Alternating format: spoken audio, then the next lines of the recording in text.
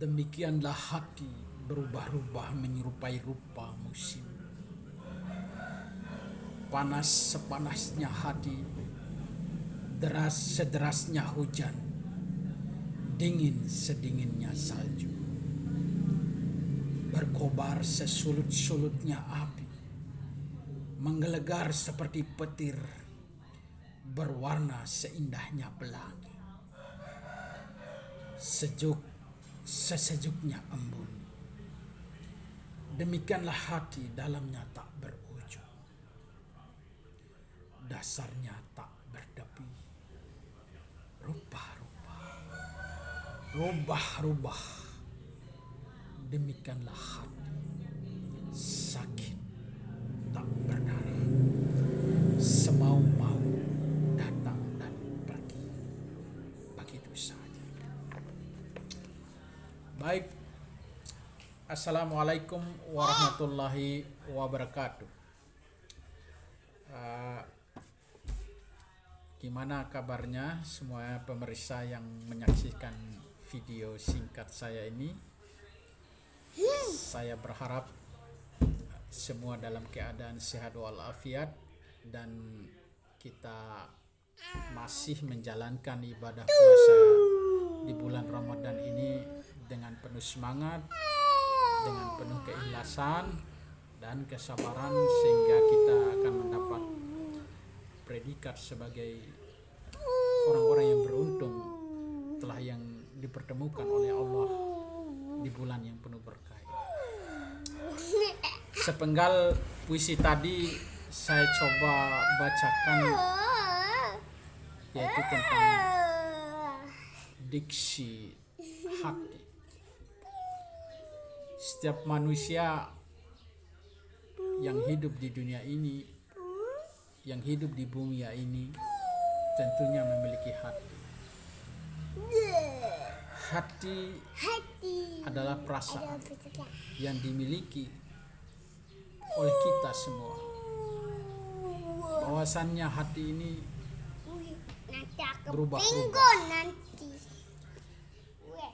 sesuai dengan kodratnya kita sebagai manusia. Kita dalam perjalanan hidup ini mengalami pasang surut. Begitu juga akan berpengaruh pada hati kita. Kadang ketika tingkat religiusitas kita, kerohanian kita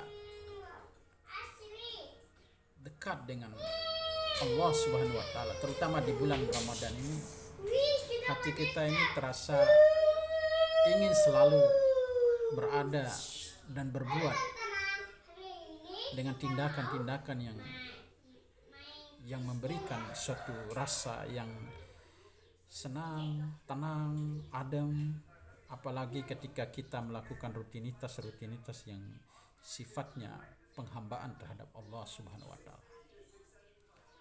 Namun kadang-kadang kita juga terjebak dengan persoalan-persoalan duniawi, timbul rasa hati yang dengki, iri hati yang kotor, tidak bisa melihat seseorang lebih sukses dari kita, berburuk sangka. Ya, semua hal-hal yang merusak rohani kita ini yang acap kali kita memiliki hati-hati yang seperti itu. Padahal kalau kita lihat dengan perasaan-perasaan yang seperti ini akan menimbulkan penyakit yang sangat merugikan pikiran dan kondisi jasmani kita. Memang patut kita akui, kita ini tidak terlepas dari perasaan-perasaan dan hati-hati yang kotor seperti itu. Hati yang kecewa terhadap apa yang kita inginkan tidak tercapai, hati yang resah, hati yang selalu mengandung penyakit-penyakit yang mempengaruhi pola pikir kita dan tindakan kita, Sehingga ketika kita berinteraksi dengan sesama manusia, antara manusia yang satu dengan manusia yang lain, kelompok bahkan negara, maka dari itu hati kita ini harus bersih dari prasangka-prasangka buruk, prasangka-prasangka yang mengandung negatif, dan pikiran-pikiran yang selalu mengandung hal yang merugikan pada diri kita sendiri. Berpikir positif, mungkin itu adalah hal yang terbaik yang bisa kita lakukan. Walaupun tidak sesempurna yang kita inginkan untuk berpikir positif, paling tidak kita mendekati bagaimana sih menjadi manusia yang hidup di dunia ini. Mendekatkan diri dengan lingkungan-lingkungan yang positif, sahabat yang baik, sahabat yang positif, sahabat yang memberikan energi yang baik, lingkungan keluarga yang baik, anak, istri, orang tua, saudara, dengan hal-hal yang energi yang positif, itu akan memberikan sebuah vitamin bagi kita bahwasannya hidup tidak harus seperti ini. Konsep kehidupan kita ini harus bermanfaat.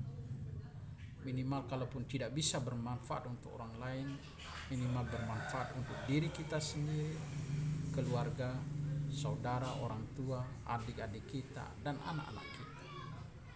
Ketika konsep kehidupan ini bisa kita laksanakan dengan baik, maka bisa kita tularkan konsep-konsep energi positif ini dengan hati yang baik ini kepada tetangga kita, negara, agama, dan pelosok. Jadi jangan bicara tentang hati yang baik, menjustifikasi hati orang yang jahat, kalaupun pada diri kita sendiri belum mampu merubah hati kita ini.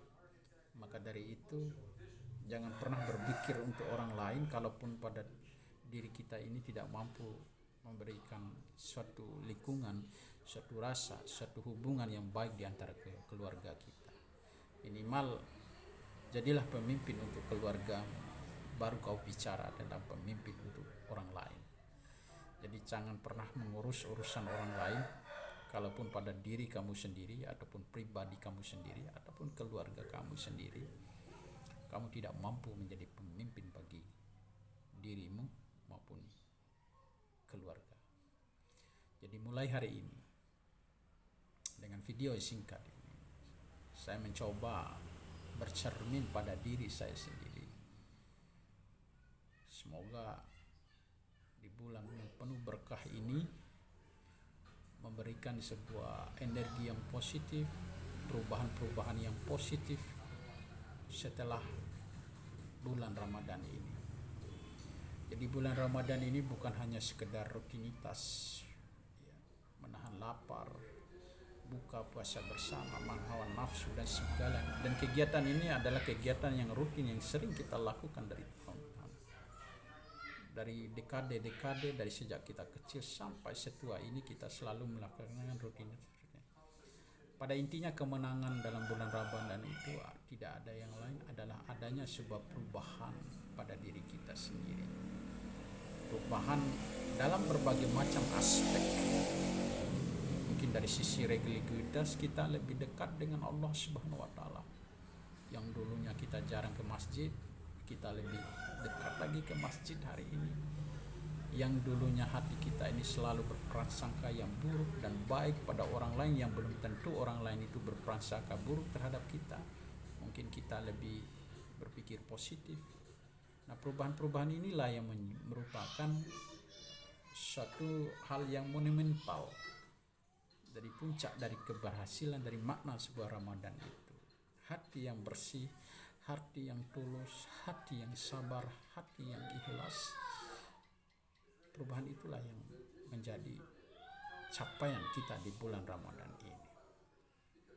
Bukan sebagai bentuk rutinitas, menggugurkan kewajiban sebagai seorang muslim, hanya sekedar menggugurkan, melaksanakan rutinitas, mengaji, menghatam Al-Quran, tarawih, buka puasa, dan lain-lain. Tidak, itu hanyalah sekedar rutinitas. Tetapi bagaimana esensi dari perubahan itu adalah kita berubah, minimal berubah pada diri kita sendiri, pada hati kita yang sendiri. Baik pemirsa, semoga video singkat ini dapat memberikan rahmat dan hidayah bagi kita semua, terutama bagi diri saya sendiri. Semoga ada perubahan-perubahan di usia yang semakin singkat ini, hidup di dunia ini. Tidak ada capaian yang kita tujukan, adalah tidak ada yang lain, berbuat bermanfaat bagi diri kita, bagi anak dan istri kita, dan kita menjadi teladan bagi anak dan istri kita, baru kita bicara menjadi teladan bagi orang lain. Terima kasih. Semoga di bulan Ramadan ini para sahabat handai taulan dapat memaknai bahwasannya kita harus berubah dalam artian ini, dalam hal berubah yang ke lebih baik, bukan berubah dalam hal yang buruk, tapi berubah dalam hal yang lebih baik. Mungkin tidak terlalu besar, tetapi minimal hati kita ini menjadi lebih bersih dalam menjalani kehidupan kita di dunia ini. Billahi taufiq wal hidayah. Wassalamualaikum warahmatullahi wabarakatuh.